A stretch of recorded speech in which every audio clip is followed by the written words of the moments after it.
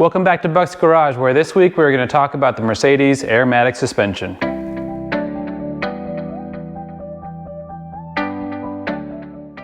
In my intro video to this 2012 Mercedes E550, I told you about the three things that I really like about this car, and one of those was the Mercedes Airmatic suspension system.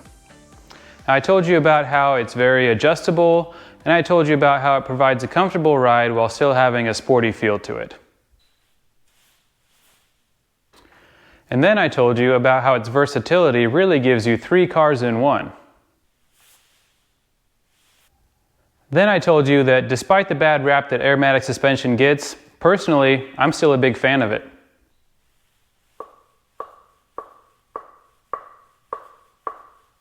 But unfortunately, then I had to admit that there are a lot of moving parts to this system, and because of that, there's a lot of ways that it can go wrong. And unfortunately, if something does go wrong, it is very expensive to fix, especially if you take it to the dealer.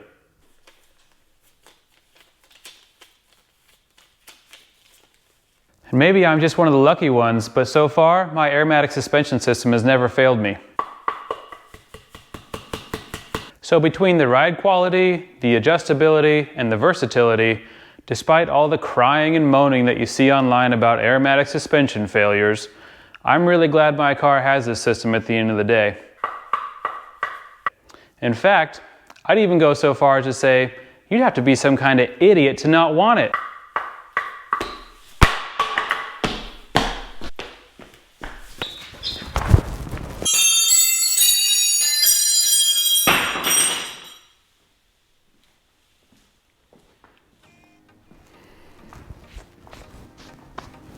Psychopath.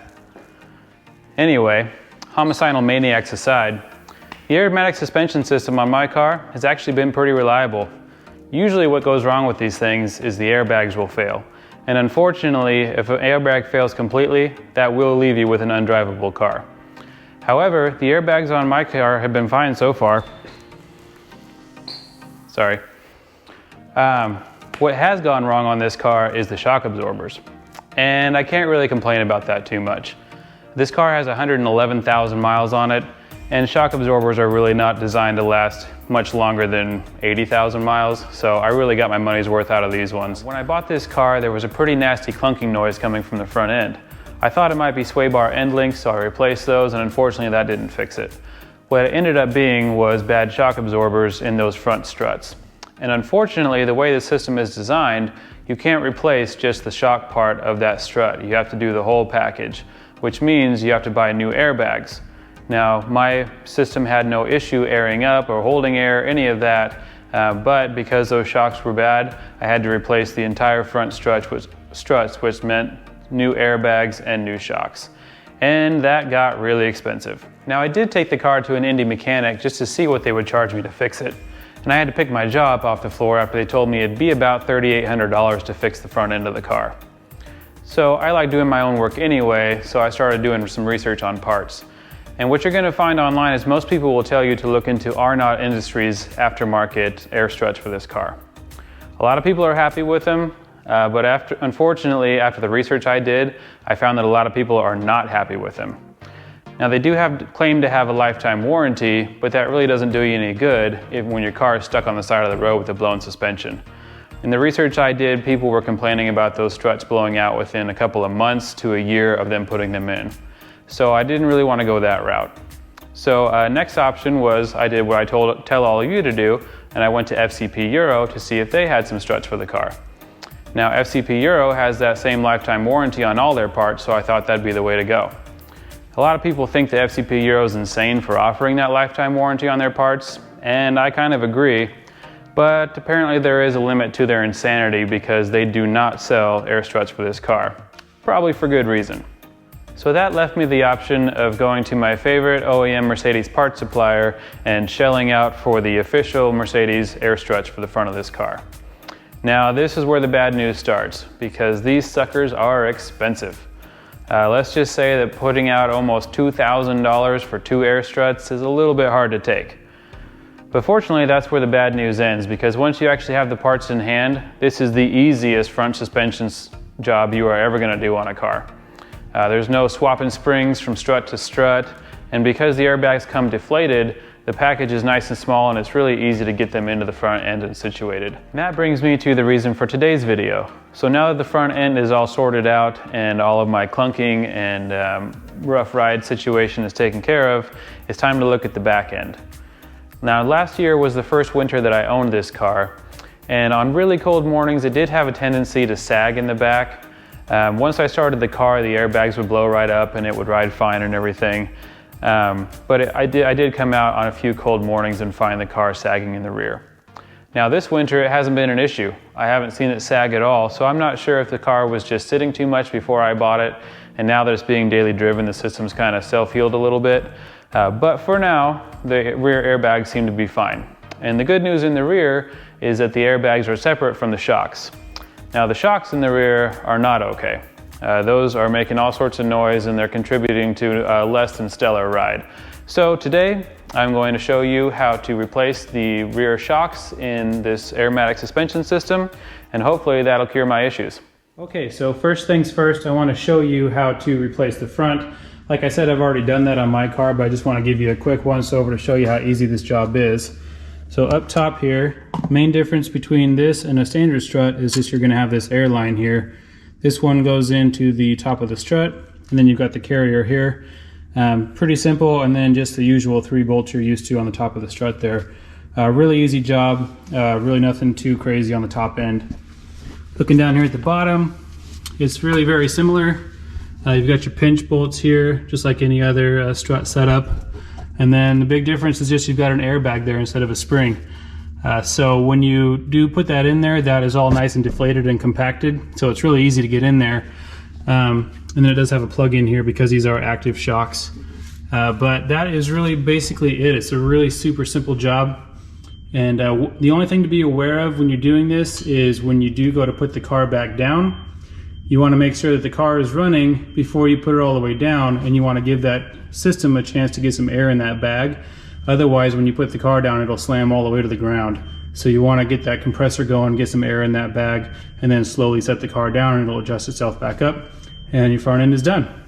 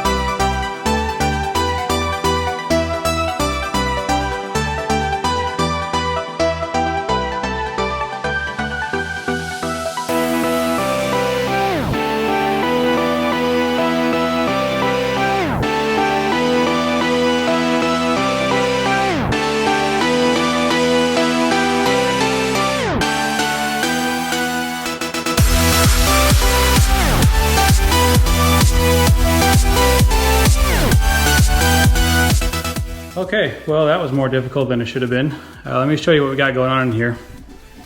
So you've got a couple of spots you probably saw where you've got some tie down spots. Those are going to be at Torx 40 to get those out, just a little clip over the top of those. And then you got these little plastic son of you know whats. And if you're a car manufacturer, why do those have to be so hard to get out? Doesn't make any sense to me.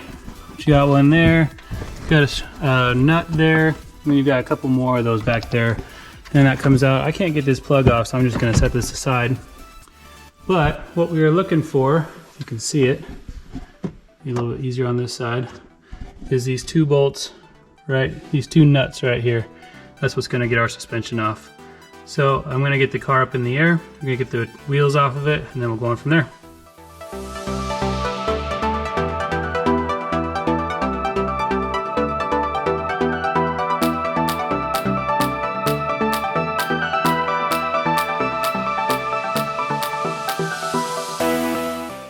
Alright, so if you've ever wondered what $900 worth of Mercedes OEM rear shocks looks like, here it is.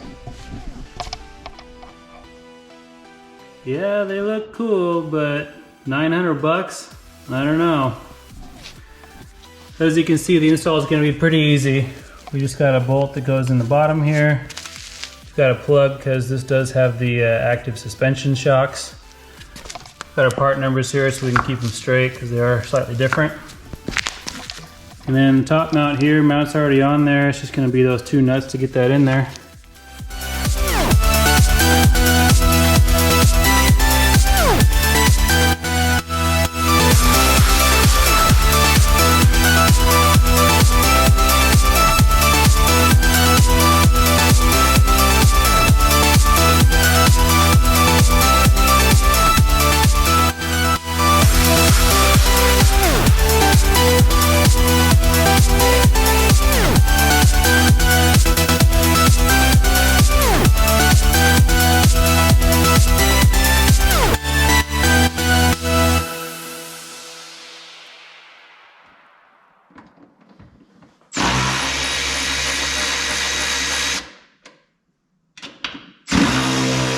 Okay, now that I'm an expert from doing the other side, I'm going to give you guys a little more step-by-step over here.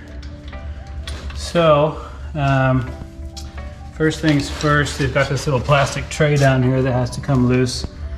It's just got these little push pins in it. You'll have to get that loose and drop down in order to get to the bolt that we need. So I found that squeezing it with some pliers and trying to push it back through was the easiest method. Okay, so once you've got that plastic bit dropped down, you're going to need a 16 mil wrench and an E14 on your socket. And you're going to grab this side through E14 and then get that loose and hold on to the nut on the other side with your 16. Should just come right out. So I recommend loosening that until you can get the nut off, like so. And then it's a good idea to put a second jack under your suspension setup here so that it doesn't just drop when you get this shock taken out. So I'm going to use this smaller jack and just support that suspension. That'll help you get the bolt out too, because you can put a little upward pressure on it until that bolt comes free and easy. One more. Now that bolt should just slide right out. And there you have it. So now that shock is loose down here, last thing we need to do on my particular one is to remove the electric plug. So that's just a push in here with a screwdriver, releases that tab and out it comes. So now the bottom of our shock is free. And you can see, I think you can see that on camera, that this one was leaking fluid. So this one's even worse than that on the other side. So this one was definitely causing a lot of the clunking sounds and that sort of thing.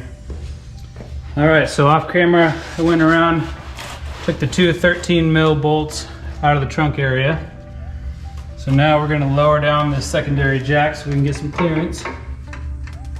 Take this old shock out. We want to be careful about the airbag, we don't want to stress it. Just want to pull this down enough and we can just push up. And it's a lot easier on this blown shock to just push it on up. You can see it's really low on fluid. Get it up and out of the cradle, past the brake line, slide it on down. And there is your old dead shock. As you can see, this one is pretty rough. It's leaking all over. There's just no absorption there anymore. It's completely shot. So I'm pretty excited about this new one because it should make the ride a whole lot better versus these, how bad these were. So I'll go grab the new one, we'll get that put in, we'll wrap it up. Okay, so putting the new one in is just gonna be reverse of what we just did. It is gonna fight you a little bit because you gotta get lined up. But I found it was easiest to go behind the brake line, get it lined up that way, get that fed up in there, semi-lined up.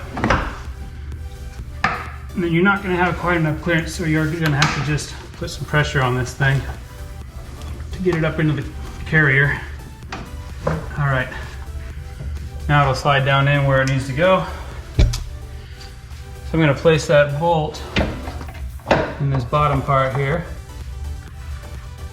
And then we'll go around to the top, make sure we're lined up in the holes. All right, I got lucky and it lined right up with the holes, so I'm gonna jack it up so I can get some threads through up top. Okay, I've got my two 13mm nuts all tightened up top. Kind of alternator on those so it would sit straight when it was in there. I'm gonna go ahead and plug the wiring harness in now to keep that, make sure that's out of the way. Don't break it. It's nice and firm. Now we're just gonna put the nut back on the other side of this bolt.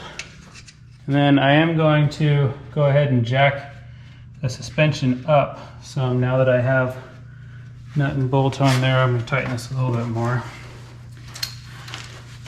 But I'm gonna jack the suspension up so that there's no binding on that bushing on the bottom of the shock. Once we get to normal ride height, I don't want to torque it down at this height and then have extra strain on that bushing. I don't think it'd be a big deal on the shock, but it's just good practice. So, all right, I'm gonna get my torque wrench and check this. I'll put the torque specs in the video description below. But that is one installed shock. We've got our harness in, we've got our bottom bolt on, we've got our two top bolts on.